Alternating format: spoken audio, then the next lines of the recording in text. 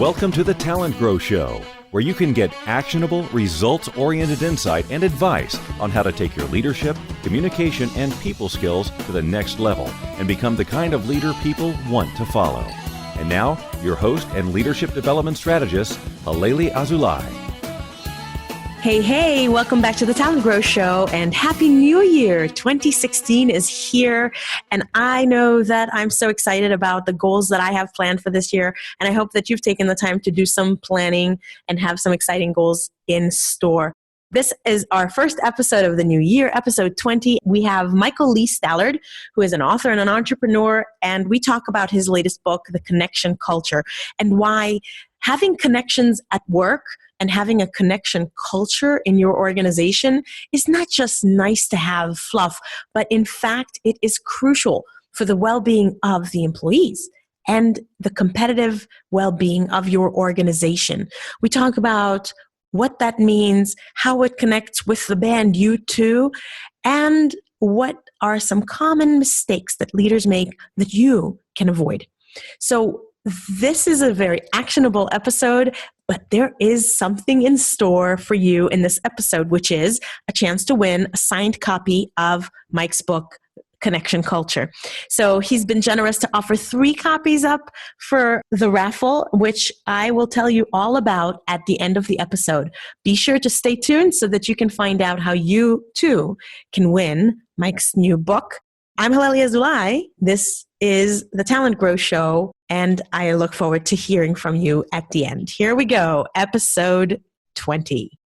Welcome back to the TalentGrow Show. I'm Halelly Azulay, your leadership development strategist, and I am here with Michael Lee Stallard, co-founder and president of Ep20 Partners. He speaks, teaches, coaches, and consults for a wide variety of business, government, education, and healthcare organizations like General Electric, Google, Johnson & Johnson, Lockheed Martin, and NASA, among many others.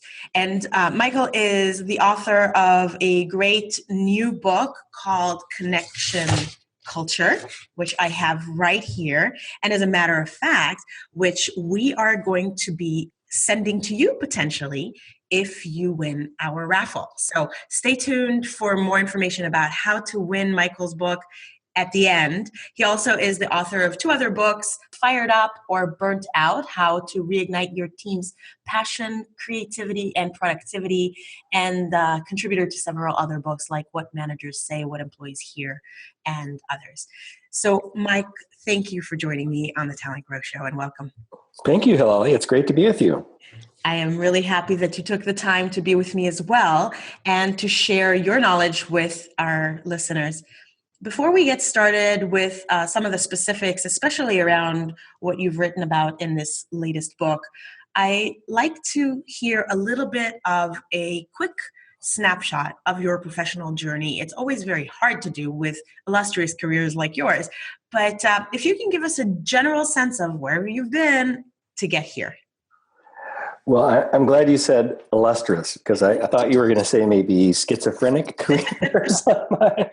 So and I think your listeners will see what I'm talking about when they hear my career trajectory. It's a little all over the place. But I started out of college working for Texas Instruments in the semiconductor division down in Texas. I grew up and went to school in the Midwest, so it was an adventure going down to Texas for me. Yeah. And I worked in finance and marketing at Texas Instruments, and I came to learn that, to really rise in that company, you almost had to be an engineer, and I had no interest in engineering, quite honestly. So I ended up going where finance was the core of the business, which was to Wall Street. And I worked I worked in investment banking on Wall Street, and also worked in asset management, another part of Wall Street, and ran marketing for private wealth management for a couple of organizations, Morgan Stanley, and the high net worth part of Schwab, which was called U.S. Trust at the time. And over the course of my career, I just saw that cultures were very different because I had worked at different places, and some fired me up and others burned me out. And that started to get me interested in this whole topic of culture and leadership. And then eventually I left Wall Street in 2002 and founded a firm called Ep20 Partners, based on America's motto, E pluribus unum, which means out of many one. Mm-hmm. And our firm's really laser focused on how do you create cultures that bring about connection, community, cooperation, and collaboration. How do we get everyone moving in the right direction, giving their best efforts, aligning their behavior with organizational goals, et cetera. So that's what I hope to be doing that until I drop dead. Hilarious. We'll see. I really enjoy it. Yeah, well, hopefully that means a long and much more illustrious time from here going forward. Well, thank you for that. And it is very interesting. In fact, actually, one of the things that interests me most is to hear people's career journeys, because I find that most of them are kind of not a straight and narrow line, and very interesting. I'm very curious about how people get from here to there, because it's rarely in a very similar way, even if it's within the same career path. So your latest book, which is called Connection Culture, let me read the subtitle, The Competitive Advantage of Shared Identity, Empathy, and Understanding at Work. And so I'd love for you to share with the listeners what that really means to have a connection culture, and where is there an embedded opportunity for them when they understand and use this concept? Mm-hmm. Well, it's connection culture. The book is about subcultures and organizations. And every organization, when you look at the research, Halelly, as you know, you see that there are some subcultures and organizations that really energize people, and others that are sucking the energy and life right out of them. Yeah. And every organization has that mix. And I just became interested in how to understand those, and ultimately came up with a framework that argues there are 3 types of subcultures in organizations from a relational standpoint that really affect our energy, our health, our productivity. And we call them the best subculture being a subculture of connection, where people feel connected to their supervisor, the people they work with, their organization's identity, its mission, its values, its reputation, and that energizes them. It also protects them to some degree from stress. Just as performance expectations are going up in just about every area of the economy, we experience more stress. And if you don't have those relational resources, you're very vulnerable to anxiety, depression, and ultimately addiction. The other 2 subcultures, which are not ideal, are cultures of control. And I'm probably dating myself, but I always think of Nurse Ratched from One Flew Over the Cuckoo's Nest as kind of the ultimate controlling leader. And then there's the third subculture is a subculture of connection. And this is one that we see is rapidly growing in our society. It's a culture where people are just so busy with tasks and feeling overwhelmed from the number of tasks that they don't take time or have time to build supportive relationships. And as a result, they feel unsupported, left out, and lonely. And this has an effect on our biology. It affects our happiness, our productivity, our longevity. We need those cultures of connection because we're hardwired for that. And when those needs are not met, we dysfunction. So that's the thesis of the book. It's a great read because I think that it's short. It uses lots of examples, and it really helps people hone in on what they need to do, which I think is useful. I found it really interesting that you kick off the book with a story about the rock band U2, because most business books don't talk about rock bands or use them as a big metaphor, I guess, for the storyline or the main point of the book, but you did. So maybe you can give us a little bit of I want people to read the book, so they'll definitely go out and get it, or maybe they'll enter our contest and win it. But just give us a little nugget about what is the connection between the connection culture and U2. And then I guess I have a 3-point question. Why? Why did you choose it? And how are people reacting when you talk about this in a business setting or when they're reading about it in your book to your use of this example? Well, it's a very good question. It's unusual to start a business book on a rock band. Right. But what I found is it's a simple illustration. It's a story that really resonates with people worldwide. So, for example, in January, I'm in Amsterdam, Brussels, Scotland.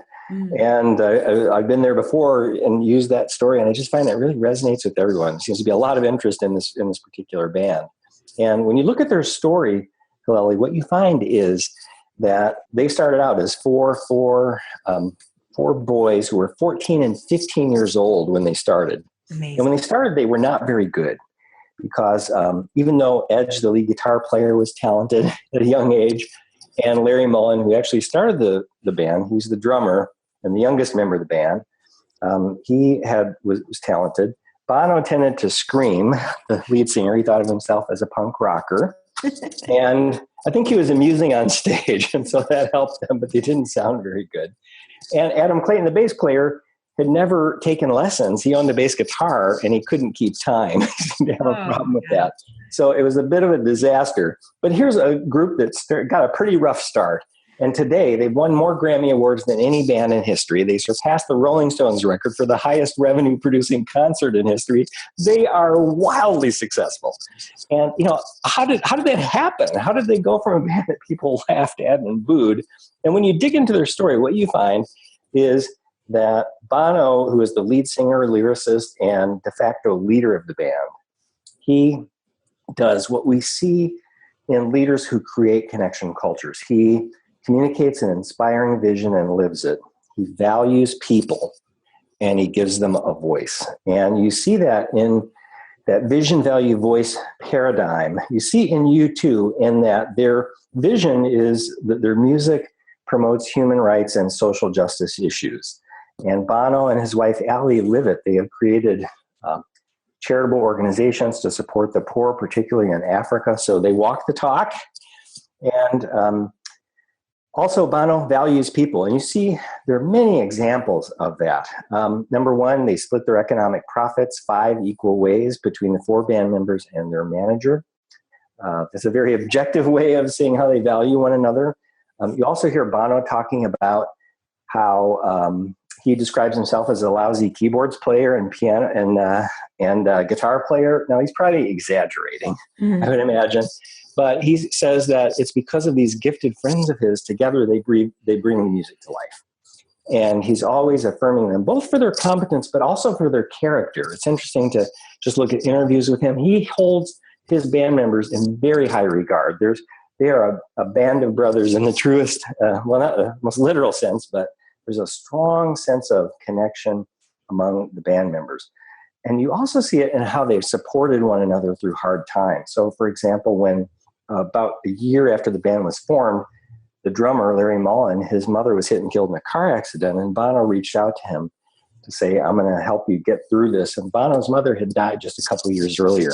So he really helped Larry get through a tough time when he was blindsided, losing his mom at such a young age. And they helped Edge, the guitar player, through divorce, Adam Clayton through a drug addiction he had developed. And the guys have had his back too. Bono had received a death threat. And one of the band members, Adam Clayton, who had the drug addiction, they were playing in Arizona, and they received a note that said, Bono, if you play the song Pride, which is about the Reverend Martin Luther King Jr., then I'm going to blow your effing head off. And the FBI told the band that they believed it was a legitimate threat. So they decided they wouldn't back down. They got on stage, and when that part of that song, it's about Reverend Martin Luther King Jr., when it talks about the bullet in Memphis sky that killed Reverend King, Adam Clayton, Bono's eyes were closed as he was singing. Adam Clayton walked over and stood in front of him, literally. And when they were inducted in the Rock and Roll Hall of Fame, Bono thanked Adam for being willing to take a bullet for him. Now, that's an extreme case, obviously, but there are many, many things in their culture that unite them, including the way they make decisions, which I talk about in the book and in articles I've written about the band. Well, first of all, U2 should be sending you some kind of a check for to promote their image. That's very interesting because it's definitely probably more than many of us, unless you're like a diehard U2 fan, you probably don't know these things. So that's really interesting.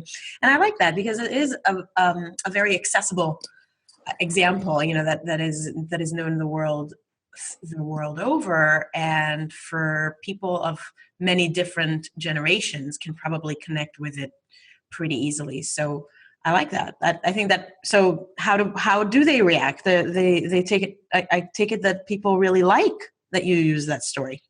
Yeah, I think they find it inspiring, but also when I go through and kind of deconstruct their culture, it's very clear that the things that we've identified bring about unity. So I think it really helps people grasp the ideas quickly. And in a workshop, if you have more time, it's also interesting to look at cultures, a band culture, say, that doesn't have that connection.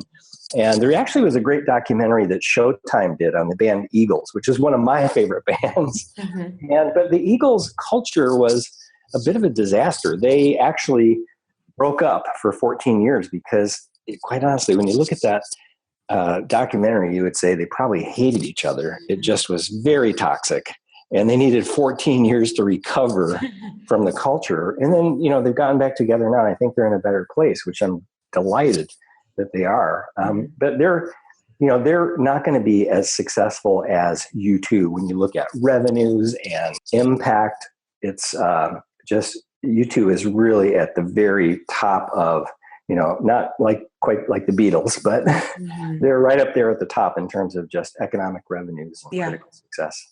Yeah, I think that's really important. You're not sort of saying, oh, let's all hug and sing Kumbaya. It makes everyone feel good. You're connecting it to objective, measurable productivity and monetary results, which is what lots of people in business care about and don't always see the connection between that and connections with people.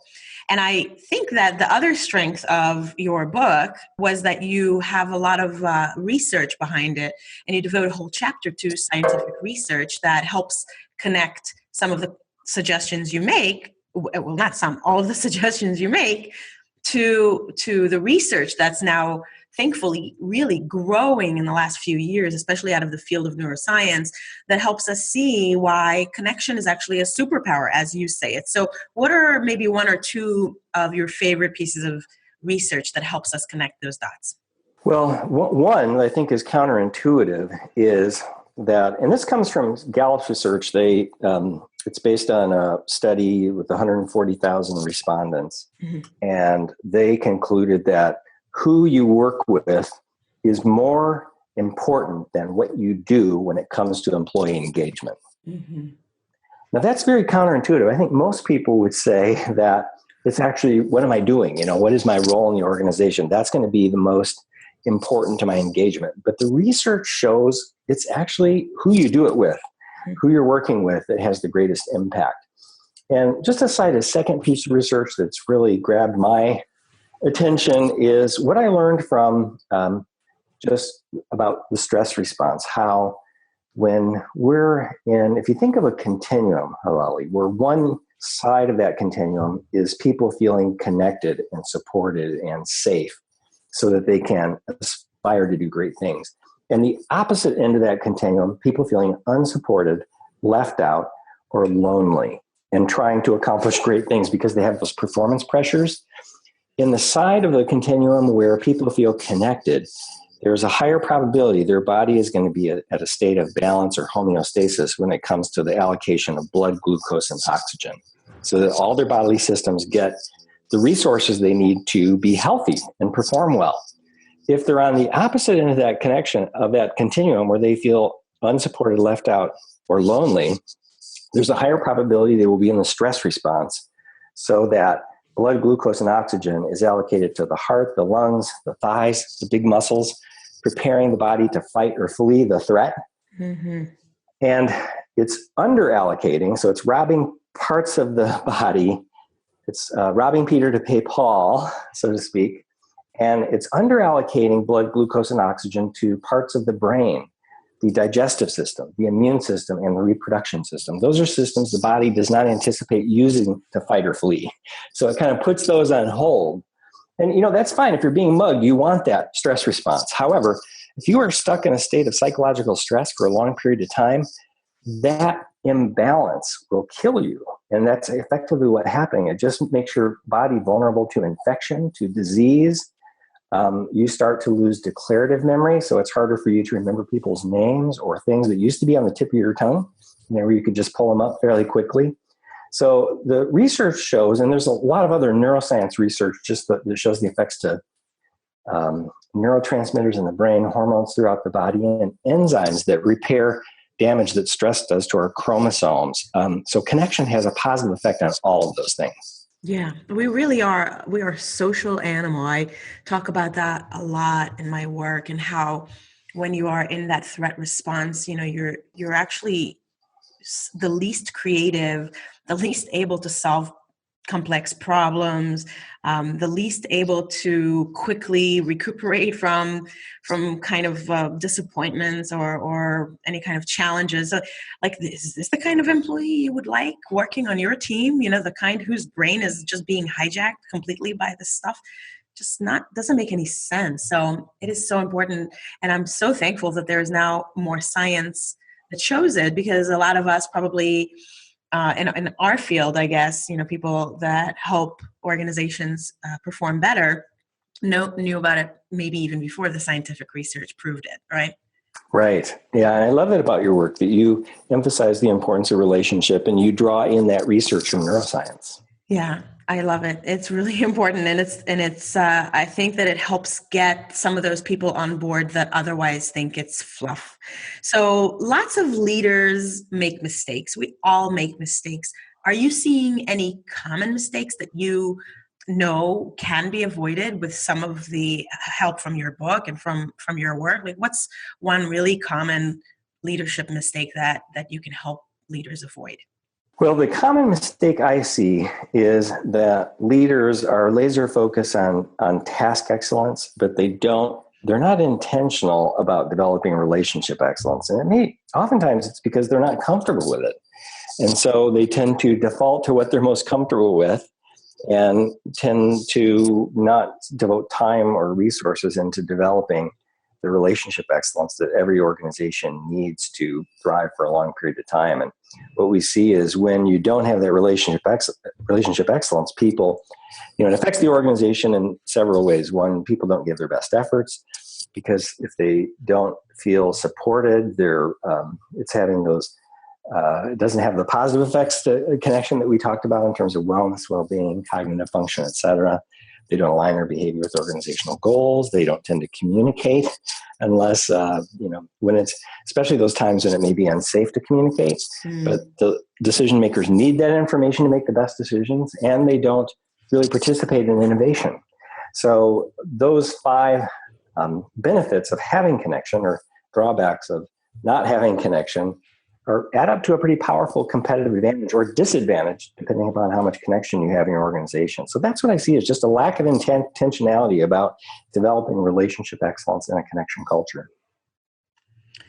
Yeah, and I one of my former episodes was about this whole idea of intelligent disobedience. And how it is really important to be courageous and to stand up to bad instructions. But if someone is in that kind of like, I'm fighting for my life or I got to protect myself mode, they're going to be a lot less likely to do that. And leaders that continue to move forward with a bad decision and organizations moving forward with bad ideas like that are going to all suffer as a result. So I can totally connect with what you just said there.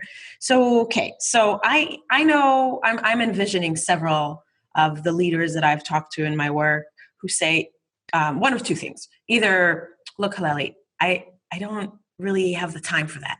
I have so much pressure. There's so many deadlines. I don't have time to go talk nice to people and, ask them about their day. I don't really care about their day, and I don't really care about their family. I mean, I care about it, but I don't really want to hear about it because I don't have time for that kind of chit chat. So that's one thing. I feel like there's a lot of leaders that just feel like, oh, this is such a waste of time. If I had extra time, I'd do it, but I don't. And then I have the other ones that I meet that maybe they're more introverted. Maybe, their personality is not the most highly social. They're very driven. They're very ambitious. They're very focused on maybe like practical results. And to them, it feels really uncomfortable to try to maybe reach out and connect with people on a relational level. So are there a couple of quick tips you can share about what can people actually do? Well, I think for the person who just feels so overly busy they don't have time to focus on, I would encourage them to look at their to-do list and try to narrow it down to 3 to 5 priorities that they're focused on, because oftentimes I'll find that leaders are trying to do too much and they lack focus. Mm-hmm. And so really, and this is a great time of year to do it early in the year. Identify your top 3 to 5 priorities and, put them on paper and right in front of on your desk so you can keep them in view every day. And that will help keep you on task, because when you have that drift in terms of focus so that you become unfocused, then it creates a lot of work for everyone, because it's just helter-skelter and people are trying to do too much, and so they don't do what you should be focusing on well. Mm-hmm. So that's what I would encourage them to do. Really, have top 3 to top 5 priorities to focus on. For the person who's the introvert, I would encourage them, number one, that you can change. You can become more extroverted and effective at connecting with people. And it's a must if you want to achieve great things, because unless people feel connected to leaders, it really undermines their ability to perform at a high level. And so what I would encourage them to do is find someone they trust, who they see has the skills that they're trying to develop, and ask that person to mentor them. And if they're not available, hire a coach. It'll be money well spent. Mm-hmm. But first, look in your own organization, and do this outside of work too. It's good to have friends, spouses in my case, who are extroverted. I know my wife, Katie, has had a huge impact on me. Her mom was just extremely social, and all of her children have those great social skills. And I've learned a lot from just being around my wife. So I would encourage them to find support, because you can't do it alone. Mm-hmm. And you really need it to be successful in the long term as a leader. Mm-hmm. Okay, good. Thank you. All right. So we're heading up and to the end of this podcast, and I always feel sad at this point because there's a million other things I would like to ask you. One thing that I always end with is one specific action that you recommend listeners take this week to upgrade their own leadership skills. But before that, what's new and exciting for you? Do you have a new project or a new discovery that's got your attention? Well, we're doing some research in organizations. I have a new partner, Dr. Todd Hall, who's based in Los Angeles. He's a professor at Biola College, and we're excited about some new research we're doing. And if any of your listeners have organizations where they're interested in participating, they can get a hold of me, and we would consider their participation, because we want to have a mix of organizations that are in business and in healthcare and higher education and government. And what we'll be doing is assessing the degree of connection and just the type of subcultures I talked about, and then tracking it along with metrics to see what type of impact it has. Oh, great. Oh, that's really helpful. So much of the research, the downside of it is that it's done with students in university settings. So I find a lot of those, inquisitive and challenging kinds of business people say, well, that doesn't apply here, so giving them examples of actual work settings and how it applies will be a very, very big bonus. So good. Thank you for that. And I will include the mention of that in the show notes and suggest for how people can get in touch with you.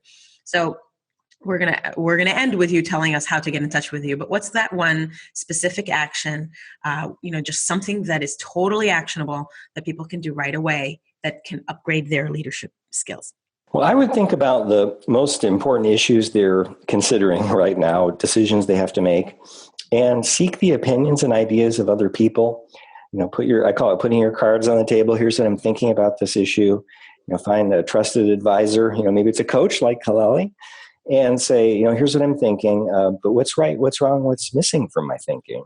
And then be quiet and listen. Thank them for their their ideas that they've shared. Write them down and follow up and let them know what you're going to do about it. I just think it'll make you a better decision maker, because it's expanding your base of knowledge to help you make optimal decisions. Great. So come out of the isolation bubble and get input from others and actually listen to it and thank them for it. Awesome. Exactly. Awesome. Good. Well, Mike, we're out of time, and I so appreciate that you gave your time to the listeners of the TalentGrow Show. I think that everyone will benefit from listening to it, and I think that they will benefit from reading your book. So what I want everyone who's listening to do, if you want to win a copy of Mike's book, and he has very generously provided 3 copies, signed copies of Connection Culture, I will raffle it among the people who leave comments on this episode. So go to talentgrow.com/podcast and go to this episode and put in the comments, what's that one important decision that you sought input from a mentor on based on Mike's suggestion here. So we want to see you putting this action into play, and we want to hear from you about how that went. So when you put in that comment, I am going to randomly choose 3 winners from the commenters and get in touch with you and send you your very own copy of Mike's book. Mike, how can people stay in touch with you and learn more about what you've got to offer? Thank you, Halelly. They can go to connectionculture.com, and I would encourage them to sign up for the free 28-page ebook. It has 100 ways to connect. It's a mix of attitudes, uses of language, and behavior that we started gathering when we were doing work with the engineering section at the NASA Johnson Space Center, but then also pulled from higher education, from healthcare, from business. It's a real mix of things that make this concept of creating a connection culture very actionable. Yeah, you shared it with me, and I really do think it's very, very helpful. You don't have to do all 101, right, things. You have to just do a couple of them. You're already going to be on your way to becoming more connected and to creating more of a connection culture. So I will absolutely put a link to that in the show notes along with everything else that we mentioned. Mike, thank you so much for your time. And listeners, make today great. Okay, are you ready for this challenge? Take up the suggestion Mike made, because I can tell you from personal experience, it makes a huge difference. And you can read his book for free if you win it. So let's do this. Take up our challenge and join in the fun. So I want to add something else that you can do to win, okay? Like I said, you can enter a comment on the show notes page, which is talentgrow.com/podcast/episode 20. And just go scroll down to the comments and enter a comment about your planned action based on Mike's suggestion, and you will be automatically entered in this raffle. But wait, there's more. I'm just being cheesy. But hey, you can also enter. I know some people don't like to enter public comments. If you feel shy, if you feel introverted, no problemo. All you have to do is email me. If you email me with your intended action or with a comment about how you plan to take action on Mike's suggestion, I will enter you in the raffle as well. So you email me, Halelly at talentgrow.com, HALELLY at talentgrow.com. And I will enter you, or you put a comment on talentgrow.com/podcast/episode 20. And if you're not yet a member of my newsletter, which is free, why not? Let's change that, okay? Just either email me or go on my website, talentgrow.com, and on the right-hand side, it's easy. You can just enter your name and your email address, and I will get you the very next issue. It comes out every other week.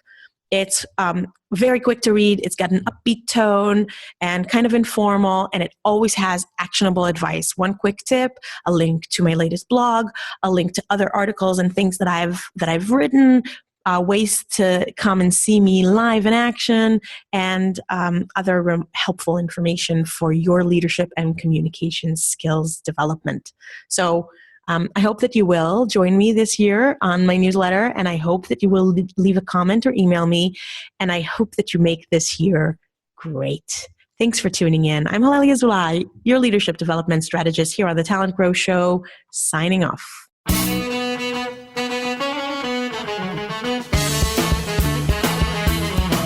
Thanks for listening to the TalentGrow Show, where we help you develop your talent to become the kind of leader that people want to follow. For more information, visit talentgrow.com.